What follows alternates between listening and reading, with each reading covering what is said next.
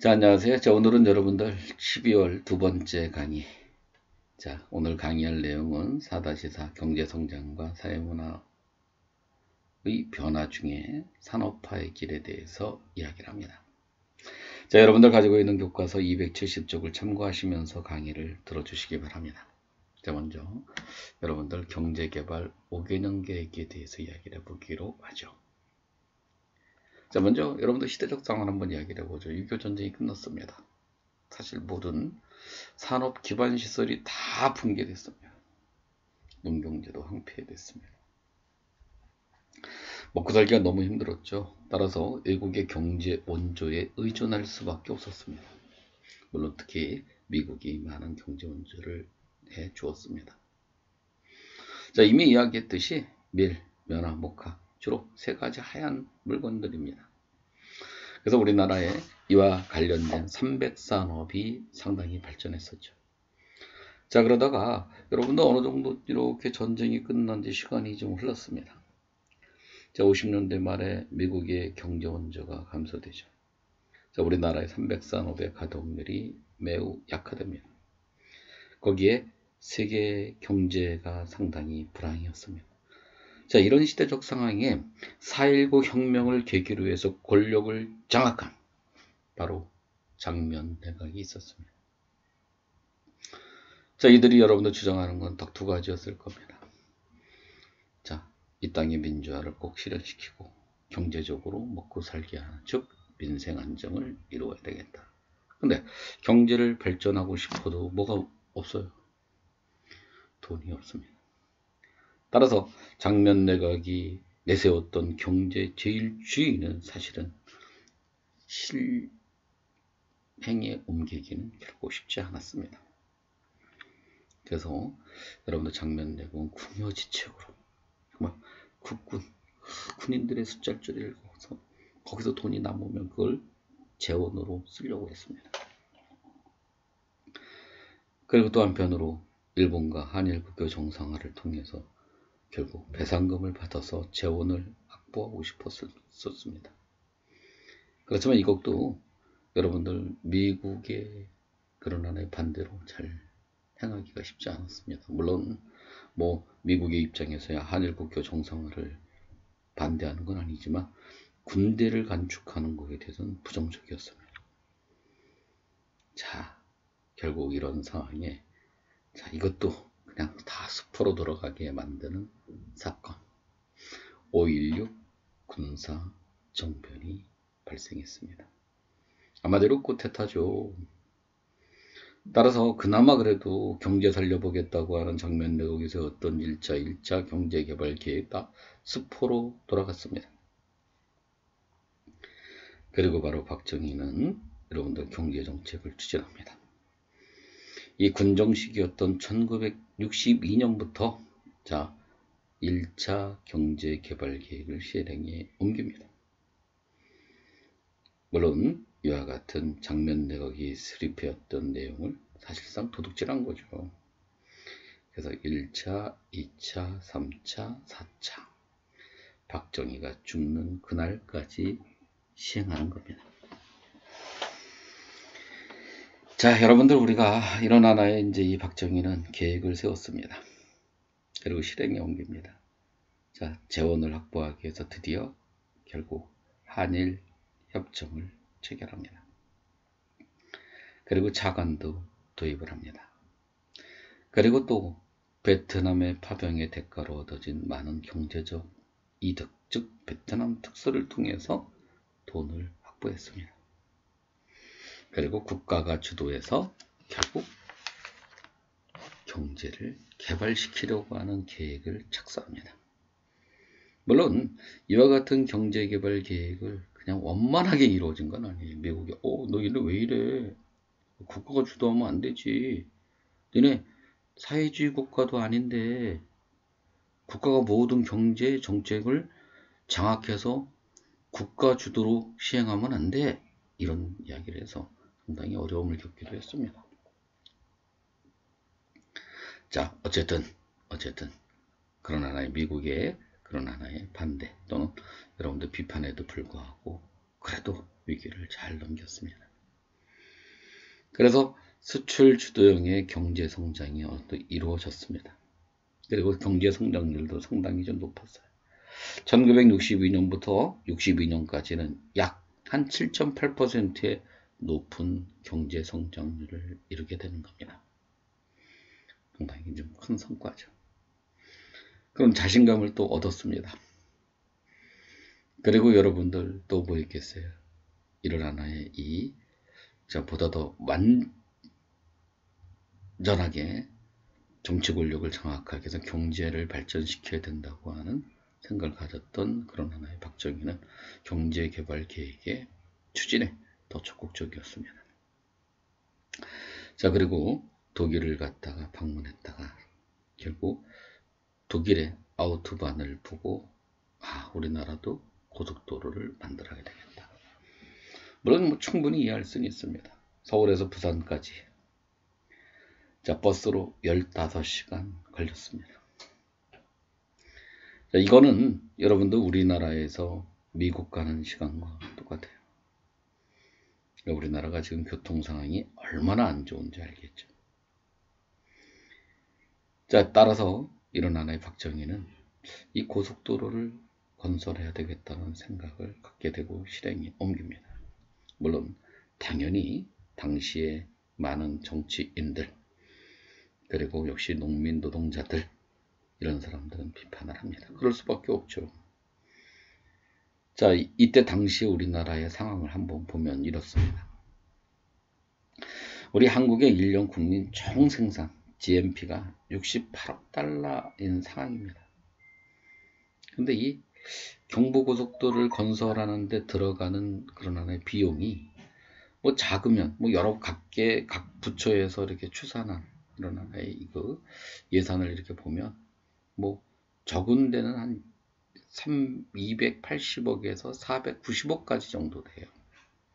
물론 이게 완공될 때는 대략 430억 불 정도 들었다고 합니다. 그러니까 당시 우리나라의 일어나는 GNP가 68억 달러인데 불구하고 사실상 그거에 한 7, 8배 정도, 7배, 5, 6배 정도 되는 그런 비용이 들어가는 사업을 전개한다. 그렇게 찬성하기 쉽지 않죠. 먹고 사는 게 더 중요할 수도 있는데.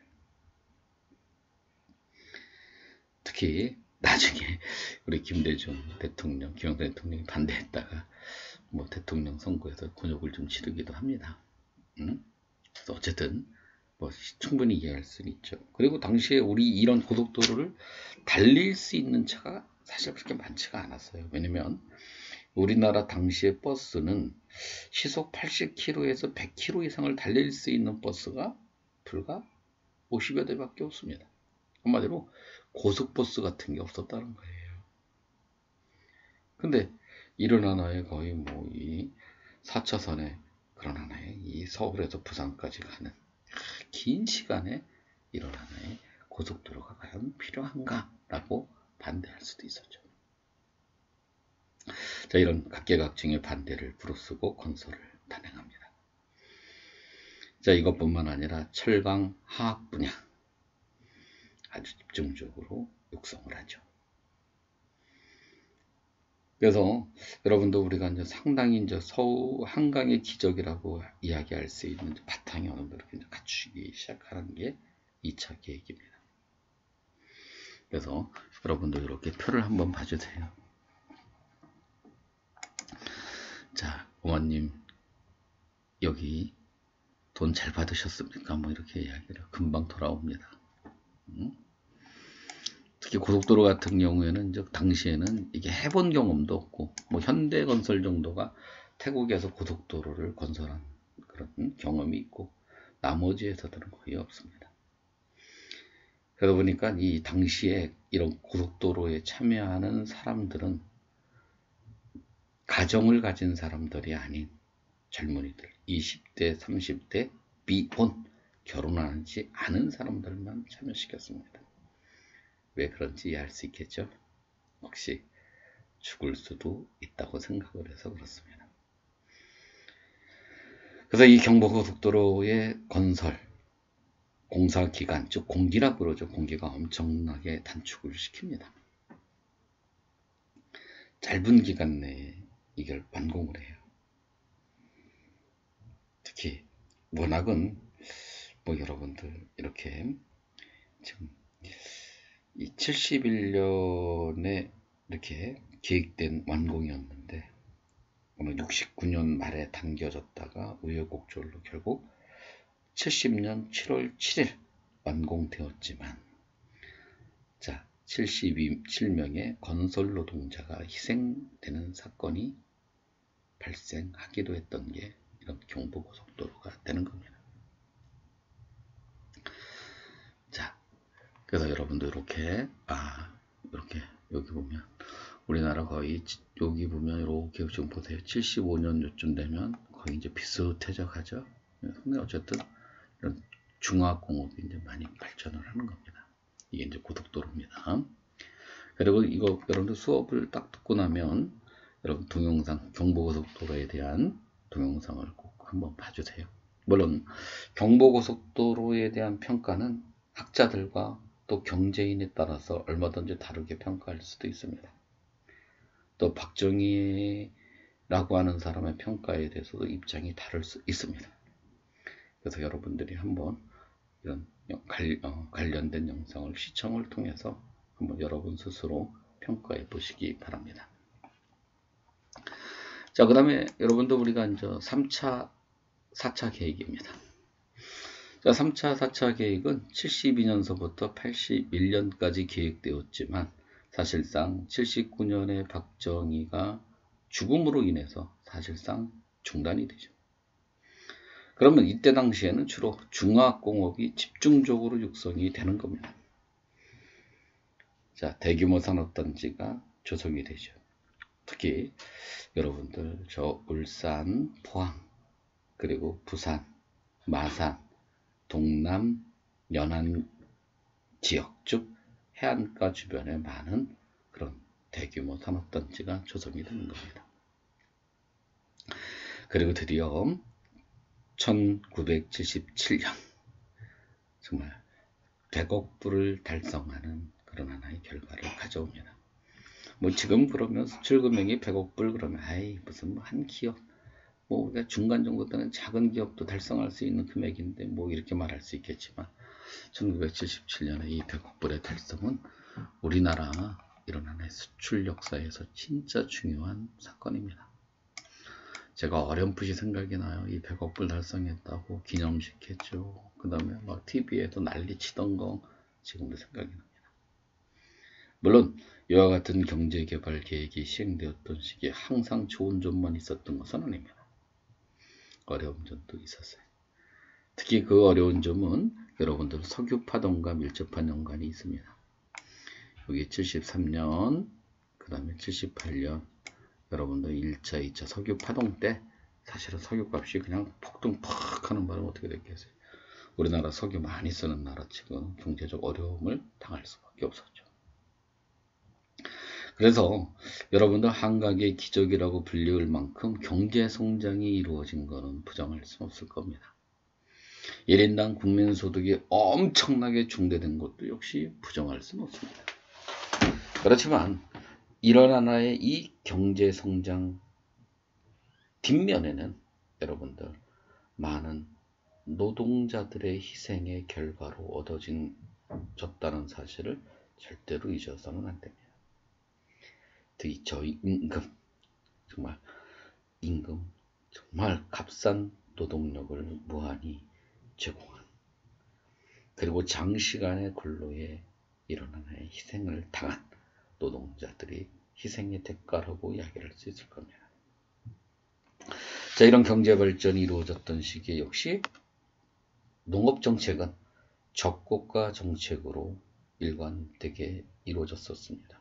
한마디로 농민이 산업 발전에 희생을 당한 것이죠. 따라서 결국 빈부의 격차가 엄청나게 심화되는 결과를 가져옵니다. 그리고 나아가서 역시 우리나라는 이 차관 외국의 돈을 많이 들여와서 결국 공장을 세우고 산업을 발전시켰기 때문에 대의존도가 심화되는 모습을 보여주기도 하는 겁니다. 자, 이와 같은 장기 집권을 했던 박정희 체제, 그나마 그래도 이 경제는 어느 정도 발전시키는 그런 하나의 부분이 있었기 때문에 오늘날 나이 드신 분들 이런 박정희를 상당히 높게 평가를 하게 되는 이유가 되기도 하는 거고, 그리고 박정희 그런 하나의 정권에 대해서 바로 긍정적인 측면과 부정적으로 나누어서 봐야 된다고 하는 논리가 바로 이 경제적인 발전, 즉 경제개발 5개년 계획을 추진했기 때문이라고 이야기할 수 있을 것입니다. 그럼 나아가서 여러분들 80년대는 또 어땠을까? 80년대는 참 여러분들 이렇게 어두웠던, 정치적으로 어두웠던 시절이었습니다. 모든 것들이 다 불안한 부분이 많이 존재했었죠. 이미 전두환 정부에 대해서는 이야기를 했으니까 이해했을 겁니다. 그럼 경제정책은 어땠을까? 자, 부실기업을 막 정리했습니다. 그 다음에 여러분들 우리 동일산업 중복투자 기업을 조정을 했습니다. 그래서 여러분 정부가 나서서 여러분들 이 기업들 간의 중복투자를 조정을 해요. 예를 들면 뭐 자동차 산업, 뭐 현대로 다 가. 아니면 뭐 여러분들 반도체 그런 삼성, 이런 식으로 다 통폐합 시키는 겁니다. 쉽게 말하면 심혈을 기울여서 만들어졌던 그런 하나의 이 기업들이 졸지에 어떤 정치 논리에 의해서 결국 어떻게 돼요? 결국 통폐합이 된다고 생각을 해보세요. 자, 모든 것들이 정치 논리로 이끌어졌다. 경제인들이 정치인들 눈치를 살필 수밖에 없고 알아서 결국 뇌물을 갖다 줘야 되겠죠. 또 결국 이렇게 뇌물을 또 받았으니 어떻게 되겠어요? 어떤 혜택도 많이 주어졌겠죠. 그래서 정치 자금 많이 오고 갔습니다. 그래서 여러분들 나중에 여러분들 민주화되는 과정에서 대기업 회장들이 여러분들 청문회장에 나왔을 때 아주 유명한 발언한 모 회장님이 있었죠. 달랬는데 어떻게 안 주냐? 응? 내가 죽겠는데 이런 얘기도 하는 걸 들었을 겁니다. 자, 그 다음에 예체 문제가 발생할 수밖에 없겠죠. 자, 이와 같은 경제정책을 추진했던 시기에 그래도 일반인들은 경제적인 어려움을 별로 느끼지 않았어요. 그러면 우리 전두환이 경제정책을 아주 잘 추진해서 그랬느냐? 그것은 아닙니다. 아주 막 운도 좋아요, 운도 좋아. 응? 나쁜 사람인데도 운도 좋아. 바로 여러분들 3조가 호황이었습니다. 여러분들 저달러, 여러분들 저유가, 저금리, 우리나라 여러분이 알고 있는 것처럼 어떻게 돼요? 남의 나라 돈 많이 끌어다가 했으니 이자 적게 내니까 얼마나 경제활동하기 좋았었겠습니까? 여러분들 1차, 2차 석유 파동 때 엄청난 석유값의 폭등이 여러분들 우리나라 석유 수요가 많은 우리나라 같은 게 힘들었는데 저유가 뭐 이게 경제가 정말 호황이었죠. 그래서 전두환이가 욕을 덜 먹는 거예요. 만약에 이런 3조 호황이 아닌 그런 경제 불황까지 겹쳤다고 한다면 아마 정말 전두환 욕 되지게 얻어먹고 지금쯤 아마 이렇게 돌아다니면서 골프 치지 못했을 겁니다. 그렇게 나쁜 사람이라고 이야기하는데도. 그러니까 무역의 흑자, 무역의 흑자, 자동차 산업, 반도체. 그래서 기술 집약적 산업이 성장이 되는. 그래서 우리나라가 이제 무역 수지가 흑자의 길로 들어서기 시작을 하는 겁니다. 그래서 여러분들 이렇게 보게 되면 이렇게 이제 부분별의 성장 추이도 이렇게 보면 상당히 여러분들 기업은 돈을 많이 버는데 안타깝게도 개인 소득 증가율은 되게 낮아요. 한마디로 그만큼의 빈부의 격차가 클 수밖에 없다는 거죠. 그래서 당연히 이제 다음 시간에는 또 이야기를 하면 뻔하죠. 한쪽으로 경제가 발전이 돼서 혜택을 받는 사람이 있다면 또 한편으로 그 경제 혜택으로부터 벗어난 사람들 불만을 가질 수밖에 없고 그들의 삶은 결코 호락호락하지 않았을 겁니다. 자, 그 부분에 대해서 또 이야기를 해보기로 하죠. 자, 여러분들, 자, 이 영상을 한번 수업을 뭐 내용 끝났다고 그래서 그냥 무시하지 말고 한번 봐보세요. 여러분들 경부고속도로 이렇게 치면 관련된 영상 많이 있으니까 한번 보고, 아, 이런 시기에 우리 그런 아버지 또는 할아버지 세대의 삶은 이러했구나 라는 거 한번 깨달았으면 좋겠습니다.